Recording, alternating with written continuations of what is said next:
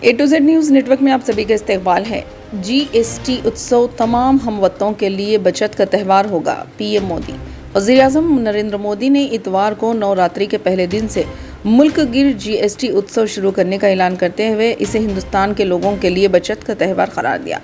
वज़ीर-ए-आज़म नरेंद्र मोदी ने इतवार को नवरात्रि के पहले दिन से मुल्क गिर जीएसटी उत्सव शुरू करने का ऐलान करते हुए इसे हिंदुस्तान के लोगों के लिए बचत का त्यौहार करार दिया। कौम से अपने खिताब में वज़ीर-ए-आज़म ने कहा कि 22 सितंबर से जीएसटी की नई शरहें लागू होने के बाद लोग अपनी मनपसंद अशिया कम कीमतों पर खरीद सकेंगे।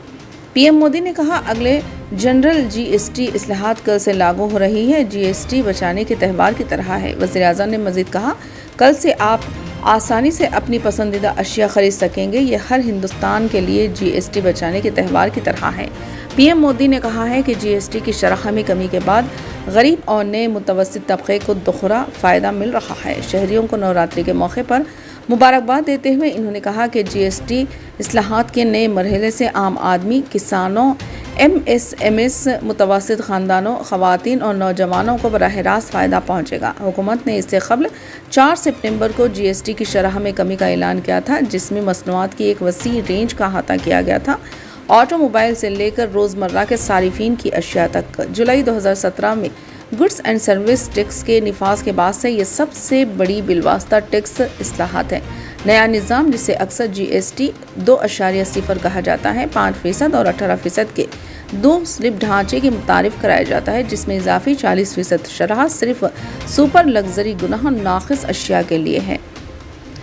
इस्लाहात को जीएसटी कौंसिल ने अपने 56वें मीटिंग में मंजूरी दी थी, जहां दोनों मरकजी और रियासती हुकूमतें इत्तेफाक राय पर पहुंच गई है। इससे पहले दिन में वज़ीर-ए-आज़म के दफ्तर ने एक्स पर पोस्ट किया था कि पीएम मोदी शाम 5 बजे कौम से खिताब करेंगे। अपनी तकरीर के दौरान पीएम मोदी ने इस बात पर जोर दिया है कि इस्लाहात मरकज़ और रियासतों के दरमियान ताउन के जज्बे की अलामत है। एक तरह से कल से देश में जीएसटी बचत उत्सव शुरू होने जा रहा है। इस जीएसटी बचत उत्सव में आपकी बचत बढ़ेगी और आप अपनी पसंद की चीजों को और ज्यादा आसानी से खरीद पाएंगे। हमारे देश के गरीब,